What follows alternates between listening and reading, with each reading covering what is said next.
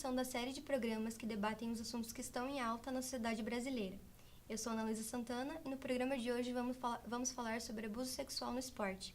O tema é um tabu no mundo do esporte, mas é uma discussão que se torna importante quando há o surgimento de muitos casos de atletas que são vítimas de abusos feitos por técnicos e empresários, e também quando o resultado desses casos nem sempre acaba de maneira justa. Para discutirmos o tema, contamos com a presença da psicóloga Rosana da Roz e também do técnico judiciário Bruno Cajazeira Campos. Sejam bem-vindos, Rosana. Obrigado. Obrigada. Rosana da Roz possui graduação em Ciências Biológicas pela UFPR e Psicologia pela Universidade do Tuiuti. Atua como psicóloga em clínica particular e no laboratório de genética, no aconselhamento genético e acompanhamento psicoemocional a diagnósticos e laudos da área. Tem experiência em psicologia, com ênfase no comportamento humano e psicologia psicodinâmica. Bruno Cajazeira Campos é graduado em Direito pelo UFPR, é técnico judiciário no Tribunal de Justiça do Estado do Paraná e foi aprovado no concurso para Defensor Público do Estado no Mato Grosso e Defensor Público no Estado de Rondônia. Para relembrarmos o telespectador, em abril deste ano, uma denúncia de abuso sexual foi feita ao ex-técnico da Seleção Brasileira de Ginástica, Fernando Carvalho Lopes, e relatadas pelo programa Fantástico, por ginastas e ginastas que treinaram com ele. Fernando foi acusado de abusar sexualmente, moralmente e fisicamente de 42 atletas. O clube onde o técnico trabalhava, o MESC, afastou ele de todas as atividades logo após as denúncias. Além desse caso, no mesmo mês, um jogador de futebol acusou o coordenador de base do Santos Futebol Clube, Ricardo Marco Crivelli, o Lica, de ter abusado sexualmente dele aos 11 anos, quando atuava na base do Santos. Lica, na época, era observador técnico do clube. Esses e outros casos abalam o cenário esportivo de tempo em tempo. Para começar nosso debate, Bruno, quando uma pessoa é abusada sexualmente no esporte, quais medidas ela deve tomar? Existe algum amparo que a lei pode dar às pessoas comuns também, para que elas se sintam seguras contra os casos de abuso sexual? Bom dia, Ana Luísa. Bom dia, doutora Rosana. Obrigado pelo convite, feito pela Unibrasil. Existe uma série de medidas que sejam possíveis de ser tomadas pela pessoa em situação de violência, em situação de abuso sexual. É possível procurar o Ministério Público, a Delegacia de Polícia, o Conselho Tutelar, a própria Defensoria Pública. O problema aqui é como essa criança ou essa pessoa vai ser recebida perante essa autoridade. É muito difícil você, como a gente viu nesse caso da ginástica brasileira, é muito difícil a pessoa contar o que aconteceu. O silêncio é muito presente nesse caso de abuso sexual. A vergonha de ser taxado, o medo de ser taxado em razão desses abusos. Então, ocorre esse silêncio e acaba que as pessoas não procuram as autoridades para desvendar esse caso, para que a punição aos agressores seja efetivada. Acontece uma revitimização quando a pessoa comparece a uma autoridade pública, a um delegado de polícia, ao Ministério Público, à própria Defensoria Pública ou ao Conselho Tutelar. É muito difícil, no caso, por exemplo, de uma mulher vítima de estupro, é muito difícil para ela contar essa história, porque a cada momento que ela conta essa história, ela vai ter que reviver todo esse momento e ela é recebida de uma forma não adequada. Uma mulher, por exemplo, vítima de estupro, quando ela chega na delegacia para contar o que aconteceu, quando ela finalmente toma essa decisão de revelar esse caso de abuso sexual, após ela contar essa história, há uma série de perguntas que são feitas a ela, que nada tem a ver com o caso em si. Perguntam para ela se ela estava sozinha na rua, se ela estava embriagada, se ela estava drogada, o tamanho da roupa que ela estava usando, qual a roupa que ela estava usando, se ela tinha namorado, se ela conhecia o agressor, como uma forma de culpabilizar a vítima pela própria violência praticada contra ela, esquecendo que a violência somente é praticada pelo agressor. Se é difícil para uma mulher, imagina para uma criança de 10 anos comparecer a um ambiente desses. Ou, quando comparece, quando é iniciado o processo, ela comparecer num ambiente formal, como uma audiência, por exemplo, perante um juiz, um promotor, às vezes até os pais dessa criança estão presentes na audiência, e ela vai ter que contar aquilo naquele ambiente intimidador, feito por perguntas por não profissionais, nesse caso, que não tem esse tato para conseguir extrair da criança a verdadeira informação, ou como se deu esse abuso. Então é necessário que essas autoridades, além de de estarem preparadas para receber, é necessário que haja um local especializado. No Rio Grande do Sul surgiu um projeto que até virou lei, chama Depoimento Sem Dano, em que a criança vítima de abuso sexual ela é ouvida em uma sala separada, por um profissional, por uma psicóloga, por um assistente social, num ambiente adequado, diferentemente do ambiente de uma audiência criminal, por exemplo. Então, essa criança, nesse ambiente, vai ser tudo filmado por vídeo, vai ser feita a gravação, as perguntas serão feitas pelo juiz, pelos defensores, pelos promotores, repassados a essa psicóloga, a essa assistente social, e de uma forma mais adequada. As perguntas serão feitas à criança para que ela não se sinta intimidada também de contar e reviver aquele abuso sexual, que muitas vezes ela nem entende o que aconteceu, ela não sabe, ela até sente vergonha, mas ela não sabe o que realmente aconteceu, por que aconteceu isso. Isso é importante também, essa forma de depoimento especializada, sem dano, sem que haja uma revitimização constante da criança, é necessário também para que eventuais acusados não sejam presos indevidamente. Houve um caso, não lembro agora o estado, em que um homem foi acusado de abusar sexualmente de uma criança e o depoimento foi colhido na delegacia, mas as perguntas não foram feitas de forma adequada e as respostas foram basicamente sim e não. E no fim das contas, esse homem não foi responsável pelo abuso, e esse homem ficou preso indevidamente e acabou contraindo AIDS na própria prisão, em decorrência dos abusos sofridos por ele na prisão em decorrência do abuso supostamente praticado contra essa criança. E há umas medidas que a lei garante contra essa situação de abuso, as próprias penas do Código Penal. É possível que haja uma indenização por danos morais, por exemplo, e recentemente houve uma mudança de enfoque, não mais somente no agressor, mas também na proteção à vítima. Foram editadas leis que conferem proteção a essas vítimas de abuso, as pessoas em situação de violência sexual, para que haja atendimento integral, por exemplo, no hospital, haja o tratamento das lesões, haja um amparo psicológico, haja um amparo médico, haja a identificação do DNA do agressor, por exemplo, uma profilaxia de gravidez, de doenças sexualmente transmissíveis, entre outras medidas destinadas à própria vítima e não somente tão ao agressor. Entendi.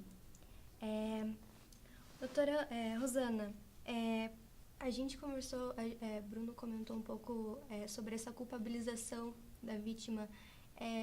Quais outros motivos dela não ir atrás de ajuda e querer falar sobre o assunto?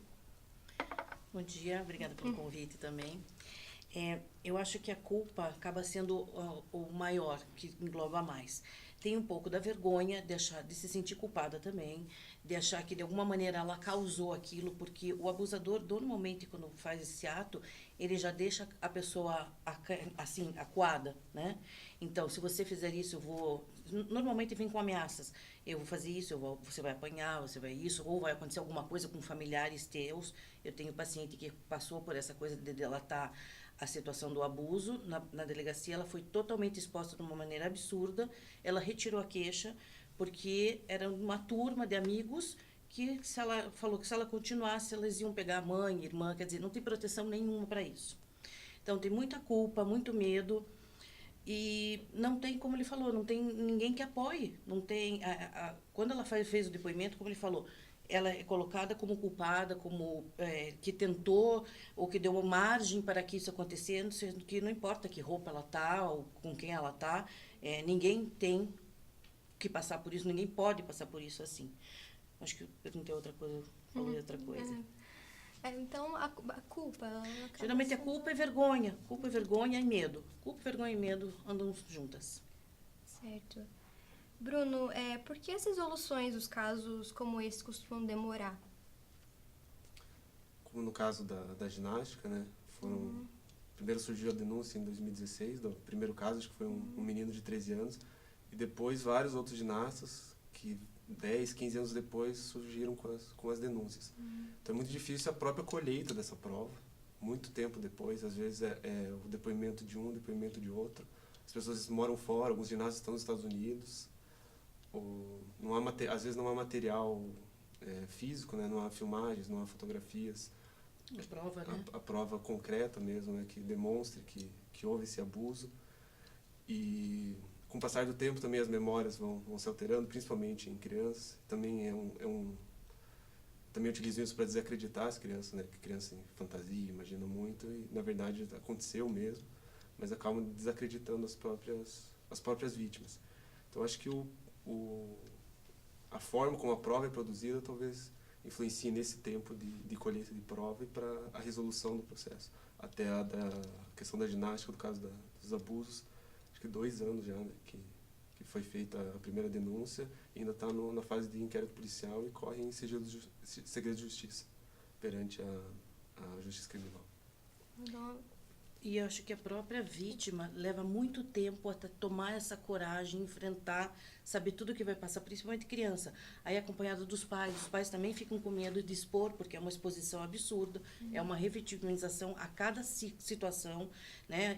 Exame de corpo de delito, ela tem que passar por tudo de novo. A psicóloga vai falar lá que alguém pediu para fazer o levantamento de como foi, assistente social, quer dizer, ela é revitimizada muitas vezes, e isso é um massacre para qualquer pessoa. Para uma criança, então, que está, né, com a cabeça, de repente, fica tão acuada, tão ansiosa, que não vai saber o que falar, como falar, e é melhor ficar quieto. Eu acho que o próprio sistema mantém isso em silêncio. Certo. Agora nós vamos para um rápido intervalo, fazer uma pausa e já voltamos. Não saia daí.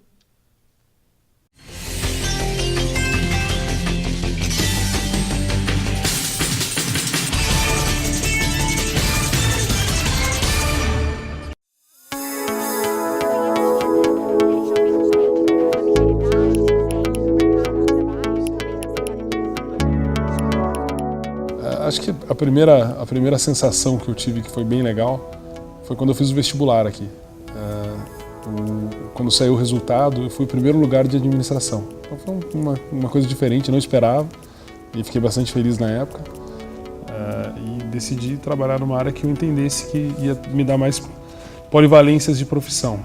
E acabei escolhendo a administração, a primeira turma, inclusive, de administração da Unibrasil.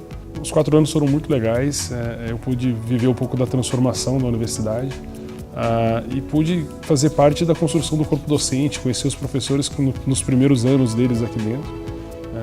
Então pude conviver com isso tudo, a experiência de sala de aula sempre foi ótima, e como ela tinha esse respaldo na área do jurídico, na área de direito, isso acabou trazendo um respaldo para a área administrativa pela seriedade que a instituição conduzia o ensino superior. E me supriu em todas as lacunas que eu precisava para o começo da minha carreira. Sempre tive um ótimo relacionamento, lembro de alguns professores, e o mais legal é ver que todos eles tiveram carreiras boas, além da carreira docente, tiveram sucesso nas profissões que seguiam alheias à universidade. Então mostra que o corpo docente da instituição é realmente muito efetivo. A formação foi muito importante, primeiro por toda a vivência do dia a dia, nas apresentações, na construção do TCC, ou seja, todas as etapas que você passa aqui dentro, você em algum momento usa isso na carreira. Sem dúvida, durante os 4 anos, foi a certeza de que eu estava num lugar que ia me levar para algum caminho diferente. E quando eu peguei o canudo, quando fui graduado na formatura, a realização pessoal de estar formado foi muito legal. Eu vou falar uma frase que é clichê, tá? Que é só a educação transforma a vida das pessoas. Se você está entrando no vestibular agora, acredite, porque é o que vai transformar a vida da tua vida e a vida das pessoas que convivem com você daqui para frente. No Brasil já está consolidada, tem uma história construída, tem profissionais que saíram daqui, que têm resultado, têm sucesso. Se fosse para começar de novo, começava, sem dúvida, não teria problema algum.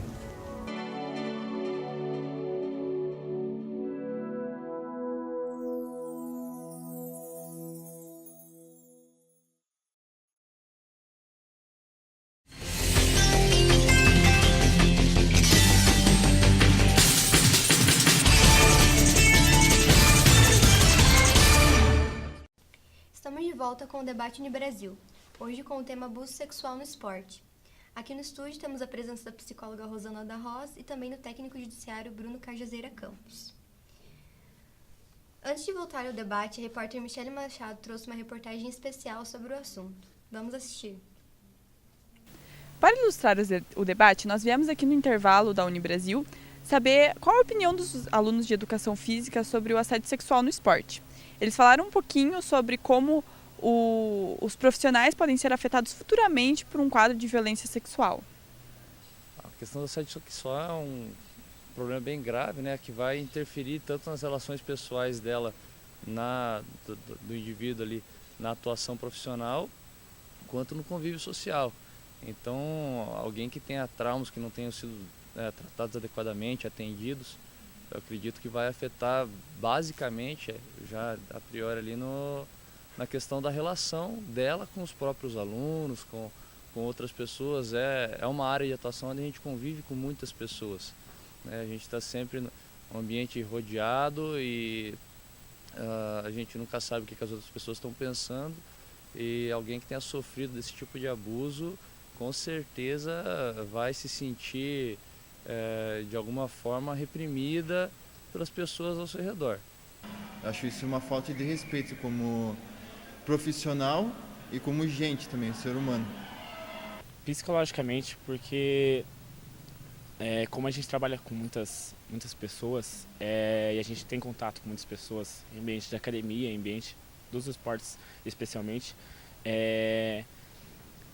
essas lembranças desse assédio sexual pode acarretar em muitos problemas, porque normalmente a gente tem que ensinar exercício para as pessoas e tal, e isso pode relembrar o profissional algo que ele viveu que ele não gostaria.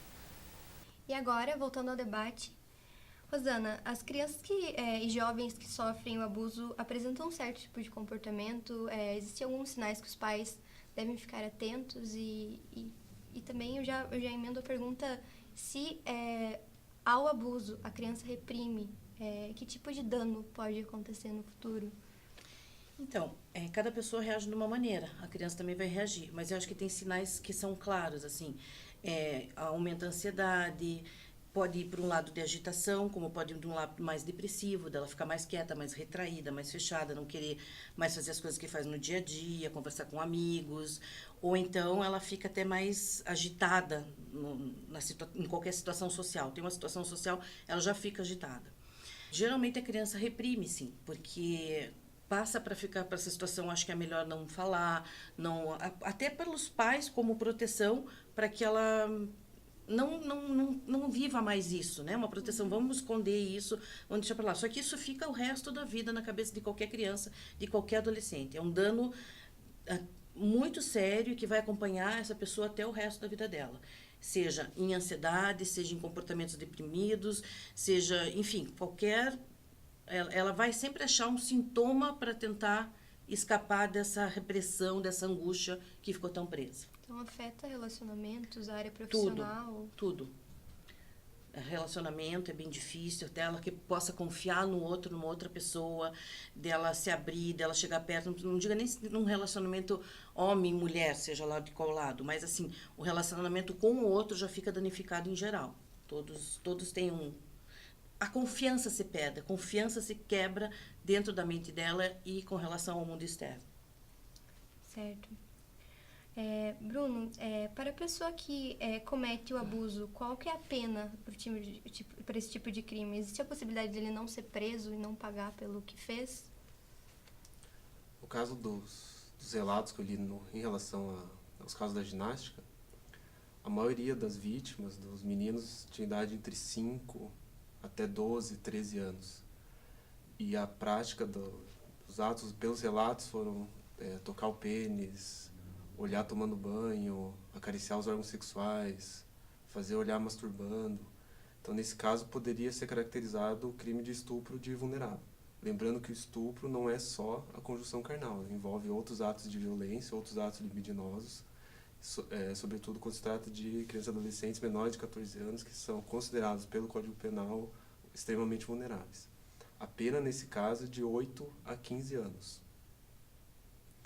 É possível que, em relação da ausência de denúncia, em relação, sobretudo, do silêncio, é possível que não haja nunca a punição desses agressores, desses acusados por esses crimes. A prescrição, nesse caso, caso não haja denúncia, é de 20 anos, no caso do crime de estupro de vulnerável. No entanto,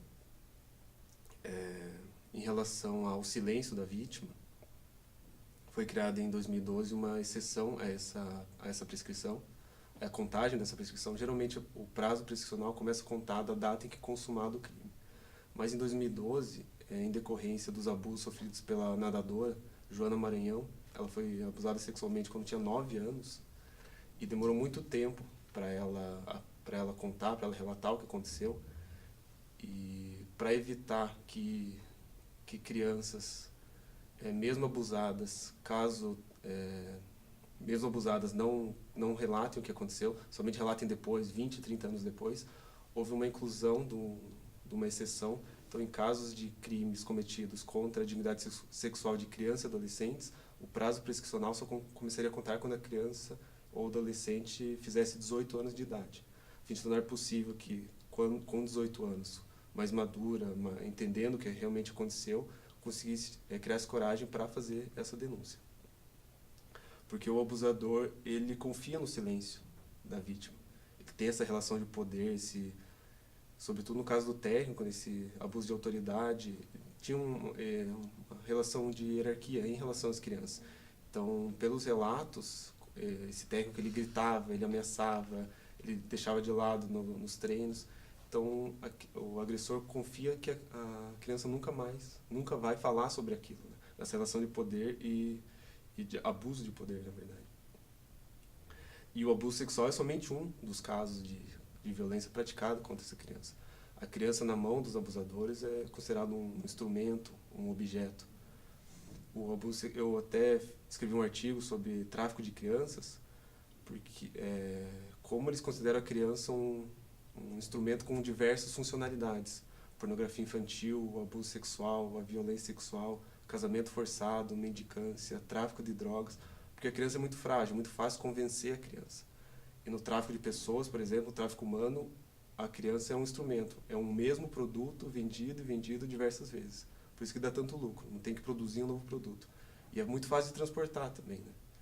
Provavelmente ninguém vai te parar num carro se você estiver transportando uma criança, ou no aeroporto, ou andando no shopping. Já se tiver 1 quilo de droga, um fuzil, provavelmente vão parar teu carro. E a criança acaba confiando nesse agressor, acaba criando essa relação de confiança por medo, por vergonha de relatar aquilo que aconteceu. E a criança acaba não oferecendo resistência. Eu li alguns relatos em relação ao abuso sexual. Uma criança relatou que no começo ela resistia. Quando ela resistiu pela segunda vez, ela foi forçada a beber a urina de um homem. Na terceira vez que ela resistiu, pegaram um cabo elétrico e chicotearam ela com o cabo elétrico. Na quarta vez que ela resistiu, colocaram ela num formigueiro e deram mais choques elétricos nela. Depois ela falou que não resistiu mais. Então a criança acaba, mesmo quando resiste, ela acaba desistindo. Acaba desistindo de lutar. Imagina para uma criança de 9 anos ter essa consciência que o que tá sendo feito é errado, mas ela acaba aceitando aquilo. Então, o silêncio é majoritário nesses casos, né? A gente acaba não sabendo que efetivamente ocorre, como a senhora falou, os abusos ocorrem sim, em lugares que a gente nem imagina e de diversas formas. Certo. Acho que acaba tendo um vínculo com esse abusador, eu chamaria assim do vínculo do horror, porque de alguma maneira ela fica presa a essa pessoa, né? Ou assim, até com medo que essa pessoa venha contar para outras pessoas que ela, né, fez alguma coisa para estar nessa situação, ou então de que vai acabar com a carreira dela, no caso do esporte, você nunca mais vai participar de nada, acaba com o teu nome, acaba com tudo. Quer dizer, são vários sonhos destruídos. Desde assim, do começo da infância, onde a criança está mais, né, no lúdico, mas é onde acaba com todos os sonhos, esperanças, enfim, é uma coisa, é um desastre. Existem muitos centros de apoio psicológico dentro dos clubes. Rosana, você acha que é o melhor lugar para a criança procurar ajuda? Você acha que isso é efetivo? Você procurar ajuda no lugar onde você sofreu abuso, no centro de treinamento? Eu acho que não, eu acho que esse profissional vai estar lá com outra finalidade, né, para atender aos esportistas de uma outra maneira, mas ele não vai tomar muito essas dores, porque ele também está envolvido de uma maneira, não direto, mas ele também está envolvido com o clube, com o esporte, com a carreira, e assim, ele está no mesmo meio. Para a criança já é difícil quebrar esse silêncio e procurar ajuda. No meio que ela está, a confiança dela fica muito diminuída. Eu acho que tinha que ter outros centros de apoio em que a criança fosse mais poupada, mais respeitada, do que não possa existir. De repente, uma pessoa dessa pode vir ajudar, mas acho que, via de regra, a criança não vai perguntar no mesmo local onde ela está sendo vitimizada. Até no caso da ginástica brasileira, no MESC, procuraram a psicóloga, a assistente que estavam lá, e ela não levou o caso para frente e não ajudou as crianças que estavam sofrendo esse abuso, né? Então, realmente houve um pedido de ajuda, mas em relação, provavelmente, essa relação com o clube, não houve prosseguimento. É uma denúncia muito drástica, né? Assim, é muito pesada, tanto na parte jurídica como na emocional, por todos esses embaraçosos maneiras de você procurar ajuda ou chegar lá.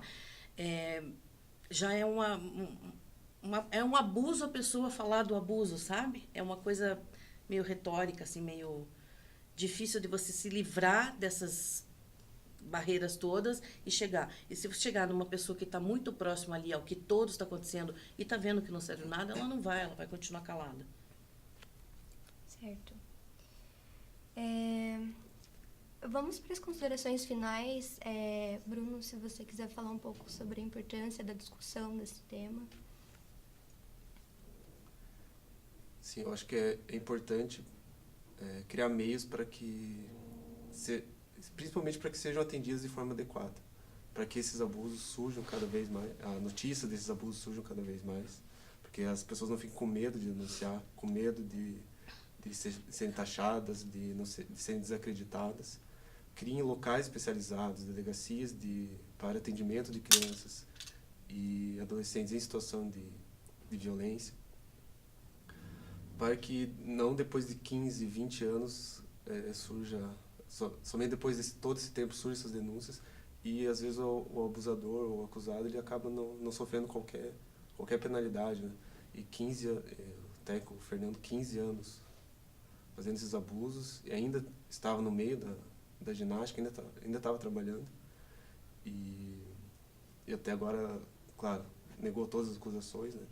Há todo um procedimento, é necessário, claro, ouvir a defesa, contraditório para a defesa é importante, mas, como eu falei, a colheita da prova vai ser extremamente difícil, né? Pessoas morando nos Estados Unidos, pessoas que não querem falar, das 80 pessoas que o Programa Fantástico buscou, apenas 40 decidiram falar e apenas 2 ou 3 mostraram o rosto. Falaram resolveram mostrar, às vezes a família nem sabia ainda, e o Fantástico foi o primeiro a saber. Então é muito complicado mesmo essa parte de culpabilização da própria vítima. Certo. Doutora Rosana? Eu acho que tem que ter cada vez mais apoio e, assim, abrir um grande olho para essa situação, porque, como comentamos no intervalo, é muito comum, é muito mais praticado do que a gente possa imaginar. Inclusive, em familiares, em biológicos, é muito comum. Então, acho que tem que ter um apoio, tem que ter uma maneira que essa criança possa se defender, falar e ficar sendo protegida de alguma maneira para que dê continuidade a esse processo. Mesmo que ela vá, de qualquer maneira, ser revitimizada, mas pelo menos ela possa ter um espaço onde ela possa pôr para fora, porque uma criança que guarda isso 15 anos depois e depois fala, numa situação de que o Fantástico está mostrando, vamos, né, usar esse exemplo, é um meio que vai expor a outra pessoa de alguma maneira e muito, tanto que ele foi afastado. Mas, em geral, o abusador não é exposto. Não é exposto. O abusado é muito mais exposto do que o abusador. Certo. Muito obrigada pela presença, Rosana, Bruno. Obrigado. Essa foi mais uma edição do Debate no Brasil. Espero que vocês tenham gostado. Não esqueçam de curtir e nos acompanhar pelas redes sociais e também o nosso site, tvcampusunibrasil.com.br. Muito obrigada.